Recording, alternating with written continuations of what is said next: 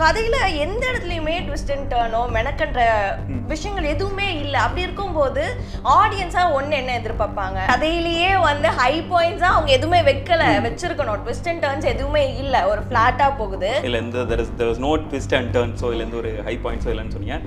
அதில் twist and turns அப்படின்னு சொல்கிறதோட இல்லை 2-3 ஸ்பைரல் இருந்ததுன்னு நான் சொல்லுவேன். அதாவது ட்விஸ்ட் ஆகி கதை இப்படி போயிட்டு இருக்கு, ட்விஸ்ட் ஆகி மறுபடியும் இப்படி போகிறது இல்லாமல் இப்படி வந்து ஒரு சின்ன ஸ்பைரல் வந்து மறுபடியும் அதே ஸ்டோரியில் போகுதுன்னு சொல்கிறேன். மேபி உங்களுக்கு அது ட்விஸ்டா இருக்கலாம், நிறைய பேருக்கு அது ட்விஸ்டா இல்லை. நீங்க ஃபர்ஸ்ட் சொன்ன ரெஜினா இன்டர்வல் கொடுக்கும்போது ஒரு ட்விஸ்டோட நிறுத்தினாங்க.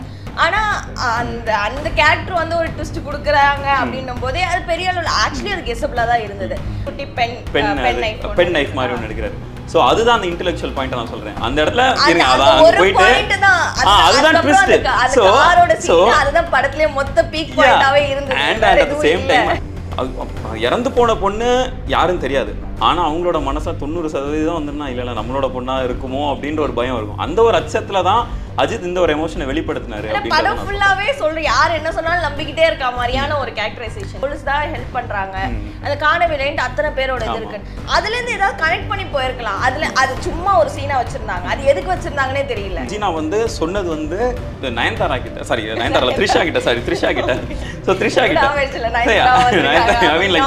இப்ப தெரியுதா படம் எப்படி பார்த்திருக்காரு.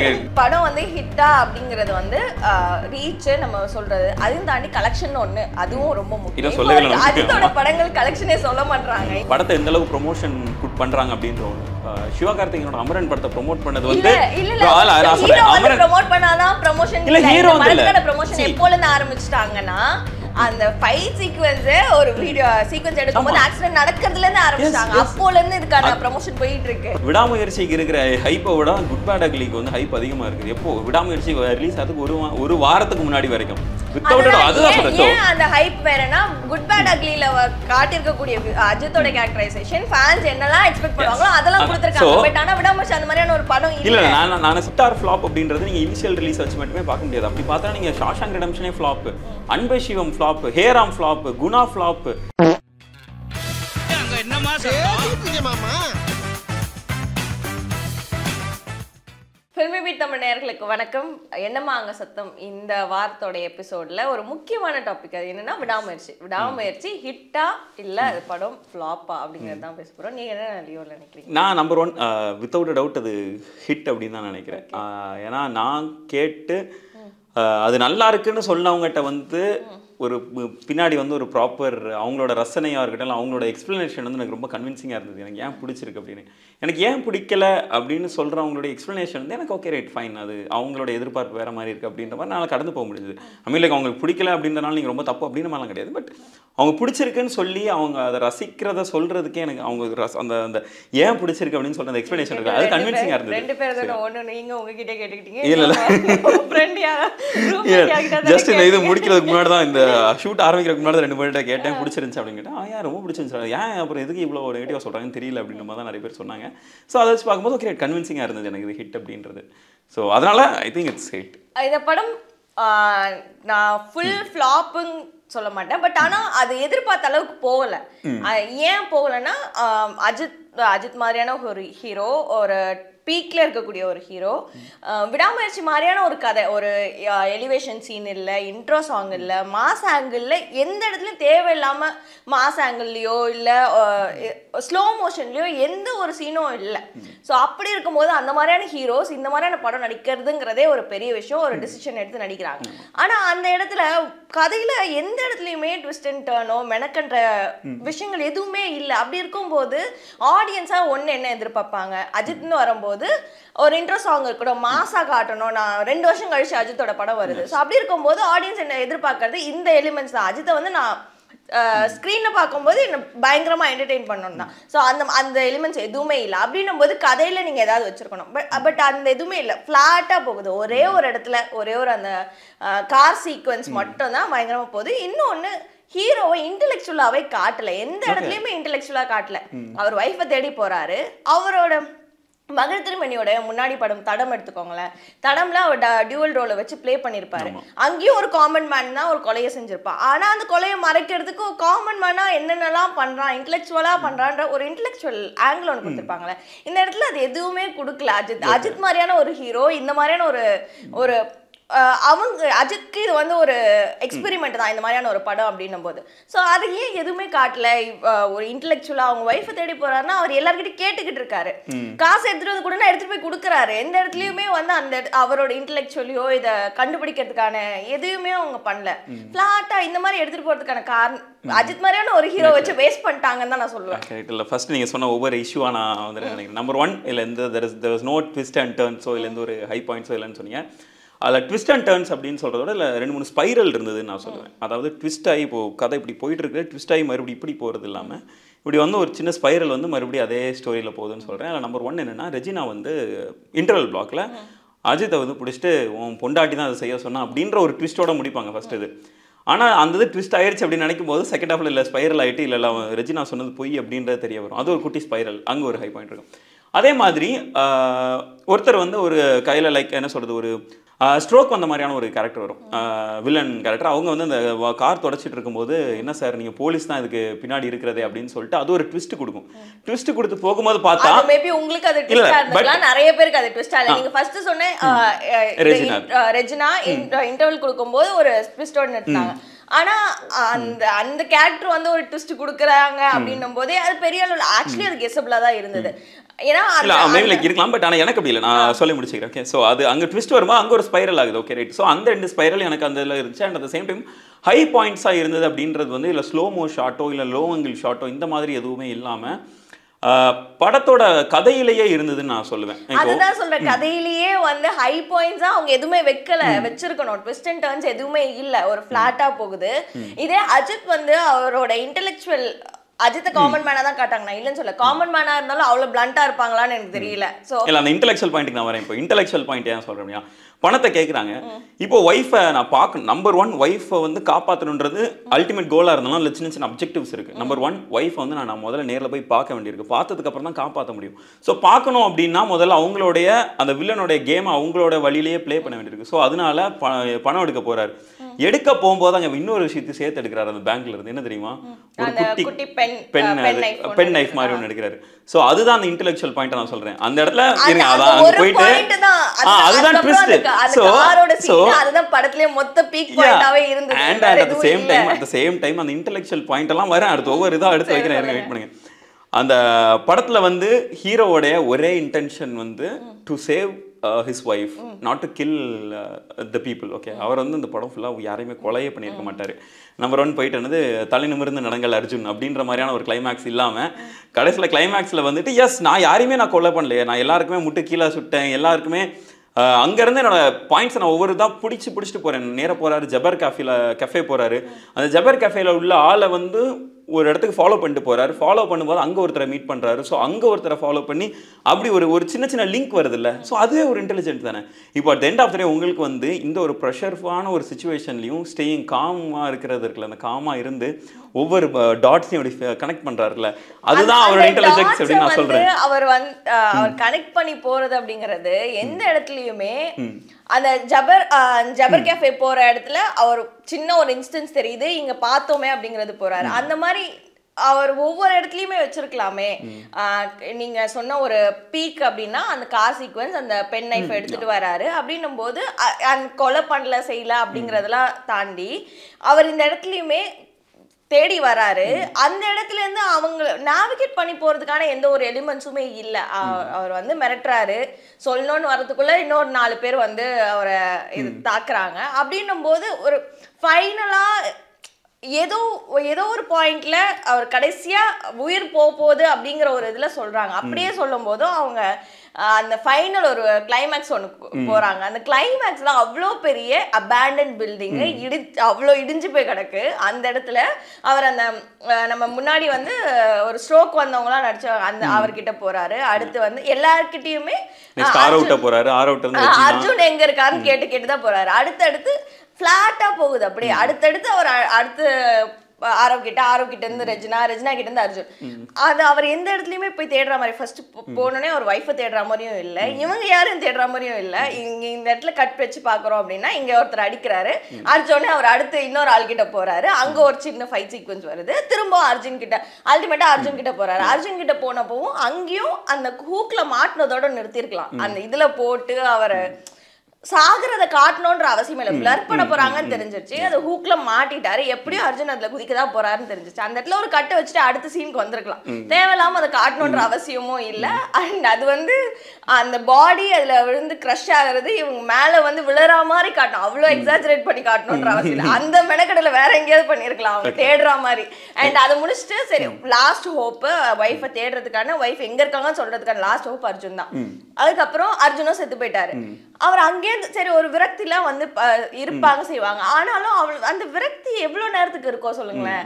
உடனே போய் தேடணும்னு தான் தோணும். எங்க சரி வேற வழியே இல்லை, நம்ம தான் போய் தேடணும். அந்த இடத்த எங்கேயுமே யூஸ் பண்ணல. ஒரே ஒரு ஆங்கிள் ஒரே ஒரு சைடை மட்டும் காட்டிட்டு உடனே நாய் வந்து அங்க போய் அங்க பாடி இருக்கு ஸ்மெல் பண்ணோடனே போய் கண்டுபிடிச்சு இதுல என்ன இருக்கு, இதுல என்ன கிளைமேக்ஸ் இருக்கு சொல்லுங்க. அந்த கிளைமேக்ஸ் நான் சொல்றேன். அந்த அர்ஜுனோட டீம் இருக்குல்ல, அந்த டீம் தான் வில்லன். அந்த டீம்ல இருக்கிற மொத்த உறுப்பினர்களே 10 பேர் தான். அந்த 10 பேர்ல மொத்த 4 பேர் அந்த வீட்டுல கட்டி போட்டாரு அவர். யார் அந்த பாட்டி கன் எடுத்து சொல்றது, அந்த டிஃப்ளெக்ட் ஆகி வந்ததெல்லாம் கொஞ்சம் வித்தியாசமான சீன் தான், பட் ஸ்டில் அந்த 4 பேர் அங்க கட்டி போட்டாரு. மிச்சம் இருக்கிறதே 6 பேர் தான்.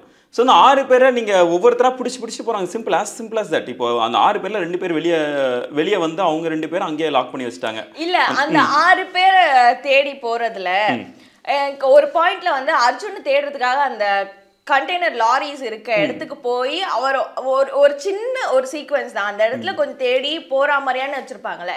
இங்க அந்த மாதிரி எதுவும் இல்லை, ஒரு பெரிய பில்டிங் அந்த இடத்துல எங்கேயாவது ஒரு தேடி போற மாதிரியோ அங்கேருந்து அவங்க கண்ணில் படாம ஒரு அந்த இடத்த ரீச் பண்ற மாதிரியோ ஏதாவது ஒன்று வச்சிருந்தாங்கன்னா கூட அது கொஞ்சம் ஒர்க் அவுட் ஆயிருக்கும். அங்க முன்னாடி வச்சிருந்த அந்த இங்க யூஸ் பண்ணியிருந்தா கூட ஓரளவுக்கு ஒர்க் அவுட் ஆயிருக்கும்ன்ற எனக்கு அந்த எனக்கு எப்படின்னு தெரியல. ஏன்னா எனக்கு இந்த இதுவே எனக்கு ரொம்ப பிடிச்சிருந்துச்சுன்னு நான் நினைக்கிறேன். எனக்கு என்னன்னா அட் எண்ட் ஆஃப் த டே உங்களுக்கு அந்த ஏரியா வந்து ஃபுல் அண்ட் ஃபுல் ரொம்ப இதாக இருக்குது. த்ரிஷா வந்து அவங்க எப்படியாச்சும் அங்கேருந்து அவங்களோட இன்டென்ஷன் வந்து அவங்க கொலை பண்ணணும் அப்படின்றது தான். பணத்தை முடிஞ்சளவு எடுத்துட்டு த்ரிஷாவை கொலை பண்ணுறது தான் அவங்களோட இன்டென்ஷனாக இருக்குது. அப்படின்னும் போது நோ மேட்டர் வாட் த்ரிஷாவை அவங்க கொலை பண்ண போகிறாங்க. அவங்க கொல்றதுக்கு முன்னாடி இவங்கள ஸ்டாப் பண்ணணும். அந்த ஸ்டாப் பண்ணுற ப்ராசஸ் தான் அந்த கிளைமேக்ஸ்ன்னு நினைக்கிறேன். அந்த ஸ்டாப் பண்ணுறதுக்கப்புறம் நேராக போகிறாங்க, த்ரிஷாவை காப்பாற்றுறாங்க. So I think that's it. அது ரொம்ப கன்வின்சிங்காகவே இருக்குது. காப்பாற்றுறதுல கூட பாருங்க, ரெஜினா கூட இருக்கக்கூடிய ஒரு ஃபைட் சீக்வன்ஸில் ரெஜினாவே சொல்லுவாங்க, நீயே நினைச்சாலும் உயிரோடவே இருந்தாலும் அவளோட முகம் அடையாளம் தெரியாது, நல்லா கண்டுபிடிக்கும். அங்க கூட அவர் வந்து எமோஷனலா கனெக்ட் ஆகி அப்படியே நம்பிட்டாருன்னு தான் சொல்லுவோம். ஏன்னா அந்த மீம் எல்லாமே பார்த்தோம், எம்மகன் மீம் படுத்திருக்காங்க. சோ அந்த இடத்துல கூட உடனே போயிட்டு இதுதான் த்ரிஷா அப்படிங்கறத நம்புறது எப்படி இருக்கும். ஒரு சின்ன ஸ்பேஸ் தான் அங்க இருந்த இடம், ஒரு சுத்தி பாத்துருக்க மாதிரியே அது வச்சிருக்கலாம். சோ அதுவுமே இல்ல, எடுத்தோடனே போய் நம்பினா எப்படி இருக்கும். அவங்களுக்கு அதுதானே இருக்கும். இப்போ என்னன்னா இப்போ ஏதோ அந்த சித்தா படத்துலலாம் ஒரு சீன் வரும், ஒரு பொண்ணு இறந்துட்டாங்க அவங்களை ஐடென்டிஃபை பண்ணுங்க அப்படின்னு சொல்லும்போது நீங்க வெளியே அந்த சித்தார்த்துக்கும் அந்த பொண்ணோட அம்மாவுக்கும் இருக்கிற ஒரு எமோஷனை காட்டுவாங்க. அதுல இறந்து போன பொண்ணு யாரும் தெரியாது, ஆனா அவங்களோட மனசுல 90% வந்துன்னா இல்ல நம்மளோட பொண்ணா இருக்குமோ அப்படின்ற ஒரு பயம் இருக்கும். அந்த ஒரு அச்சத்துல தான் அஜித் இந்த ஒரு எமோஷனை வெளிப்படுத்தினாரு. படம் ஃபுல்லாவே சொல்ற யார் என்ன சொன்னாலும் நம்பிக்கிட்டே இருக்க மாதிரியான ஒரு கேரக்டரைசேஷன் தானே. அது வல்னரபிளான ஒரு இடத்துல தான் இருக்காரு. இப்போ அவங்க வந்து ஒரு ஆல்ரெடி ஒரு டிப்ரெஸ்டான ஒரு ஸ்டேட்ல இருக்காரு. அந்த இடத்துல தன்னோட மனைவி அவங்க இழந்துடுறாங்க அப்படின்னும் போது, காணாம போயிடுறாங்க அப்படின்னும் போது, ஒரு வல்னரபிளான இருக்கும்போது யார் என்ன சொன்னாலும் நமக்கு ஆறுதலா தான் இருக்கும். ஓகே ரைட், அப்போ இவங்க சொல்றது கரெக்ட், இவங்க சொல்றது நம்ம பின்தொடர்ந்து போயிடலாமா, இவங்க சொல்றது பின்தொடர்ந்து போயிடலாமா, நம்ம கேட்குற நேரம் அப்படிதான் இருக்கும். பட் ஆனா அவருக்கு யோசிக்கிறதுக்கான டைம் எல்லா இடத்துலயுமே இருந்தது. அந்த பேக் எடுத்துட்டு போறது இருக்க சீனா இருக்கட்டும், அண்ட் அந்த ஜபர் கேஃபேல அத்தனை தடவை திரும்ப வந்து ஜபர் கேஃபேக்கே தான் திரும்ப வராரு, 4 தடவை வராரு. எதுக்கு அது அங்கேயே வந்து போயிட்டு திரும்ப ஒரே கான்வர்சேஷன் தான், எதுக்கு அதை வச்சிருக்கணும்? அதுக்கு பதில வேற ஏதாவது கொஞ்சம் அவர் கொஞ்சம் யோசிக்கிற மாதிரி. இப்போ வந்து அர்ஜுன் அந்த ட்ரக்கு நான் இல்லை, என்னோட பேர் எல்லாமே வேற அப்படிங்கிறாங்க. ஒரே ஒரு பாயிண்ட்ல வந்து கனெக்ட் பண்றாங்க, போலீஸ் தான் ஹெல்ப் பண்றாங்க, அந்த காணவில்லைன்ட்டு அத்தனை பேரோட இது இருக்கு. அதுல இருந்து ஏதாவது கனெக்ட் பண்ணி போயிருக்கலாம். அதுல அது சும்மா ஒரு சீனா வச்சிருந்தாங்க, அது எதுக்கு வச்சிருந்தாங்கன்னே தெரியல. சோ அதுல இருந்து கனெக்ட் பண்ணி போற மாதிரியாவது வச்சிருந்திருக்கலாம். இந்த மாதிரி எந்த ஒரு நாட்ஸுமே யூஸ் பண்ணல. மேபி லைக் அதுதான், அதனால தான் இது வந்து ஒரு காமன் மேனுக்கான ஒரு படம்னு நினைக்கிறேன். வேட்டையாடு விளையாடல இருக்கிறது வந்து ஒரு டிடெக்டிவ், அவர் வந்து அந்த அளவுக்கு இல்லாம ஒரு டிடெக்டிவ். நான் அததான் சொல்றேன், அதனால இது ஒரு காமன் மேன் அப்படினு இன்னொரு படத்தோட ரெஃபரன்ஸ் வச்சு தான் நான் சொன்னேன். அது தடம்லயே ஒரு காமன் மேன் தான். இன்னொரு கேரக்டர் கேரக்டராவது வந்து ஃபுல்லா அந்த ஏதாவது மிஸ்லினியஸ் ஆக்டிவிட்டீஸ்ல ஏதாவது ஒன்றுல இருக்காங்க, அது திருடுறது, பணம் ஏமாத்துறது. பட் ஆனா இன்னொரு கேரக்டர் வந்து ஃபுல் அண்ட் ஃபுல் ஐடில இருக்கிறது. ஆனா அவன் தான் கொலை பண்ணியிருக்கான். அதை மறைக்கிறதுக்கு லைக் ஒரு காமன் மேன் தான். ஸோ அந்த இடத்துல ஒரு கொலையை மறைக்கிறதுக்கு இன்டெலெக்சுவலா வைக்க முடிஞ்சவருக்கு ஒரு ஹீரோ அவரோட வைஃபை போய் தேடுறாரு. அந்த இடத்துல ஏன் இன்டெலெக்சுவலா வைக்க முடியல? எனக்கு இல்லை எனஃப் இன்டெலெக்சுவல் அதில் இருந்துச்சுன்னு நினைக்கிறேன். அதில் வந்து அஜித் வந்து இப்போ தனியாளா மொழி தெரியாத ஒரு இடத்துல ஒரு 10 பேர் கொண்ட ஒரு குழுவை சேஸ் பண்ணி ட்ராக் பண்ணி கொண்டு போகிறத விட அந்த இதை விட ஒரு பெரிய இன்டெலெக்சுவலான ஒரு விஷயம் என்ன இருக்க முடியும் அப்படின்றது எனக்கு தெரியல.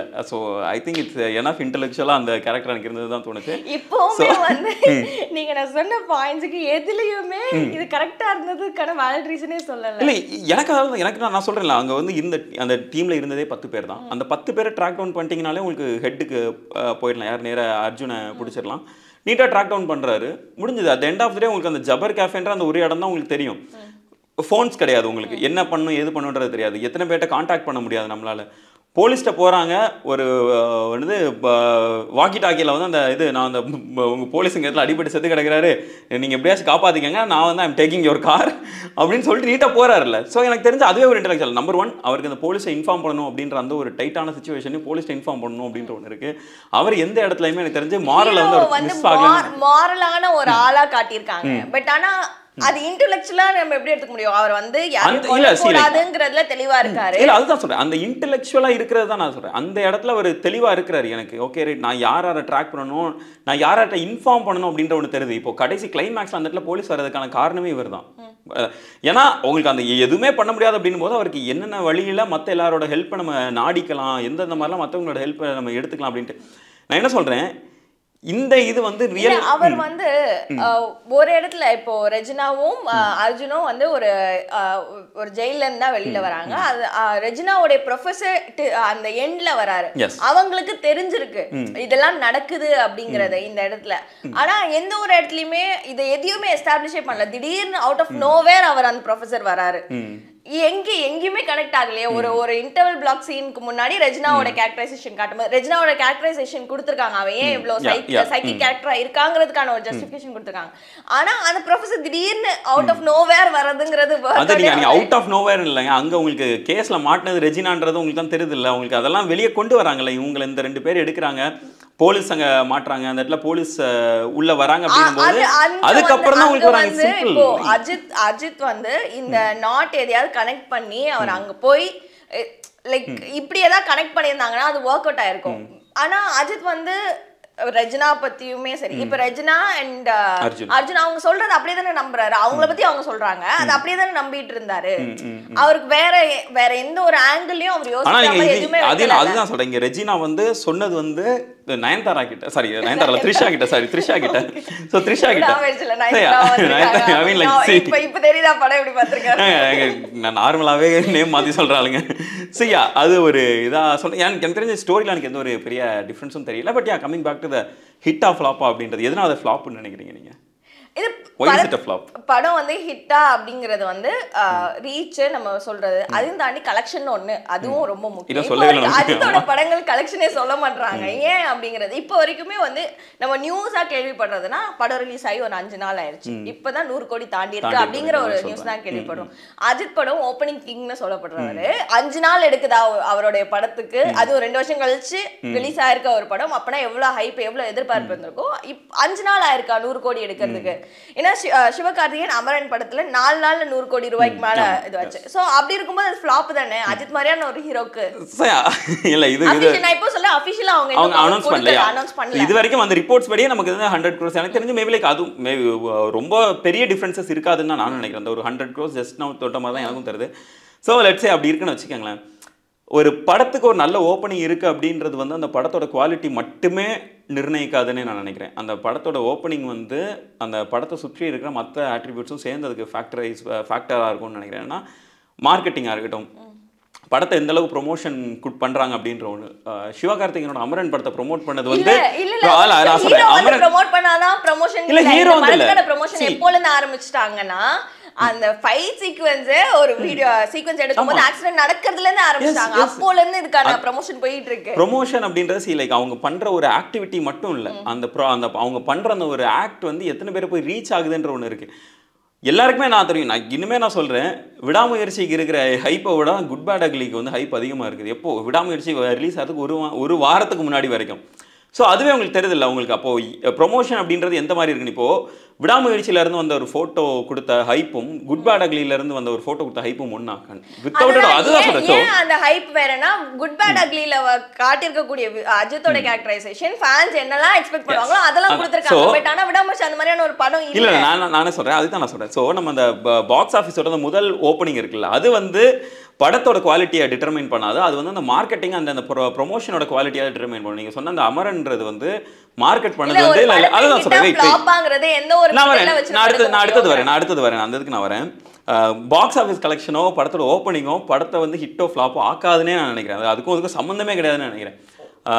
நிறைய படங்கள் இருக்குது. நம்ம என்ன சொல்கிறது, இது வரைக்கும் வந்து உலக சினிமாலே மிகப்பெரிய லெவலில் one of the greatest films of all டைம்னு சொல்லப்படக்கூடிய ஒரு படம் வந்து ஷாஷாங்க் ரிடெம்ப்ஷன் 1994 ரிலீஸ் ஆகுது.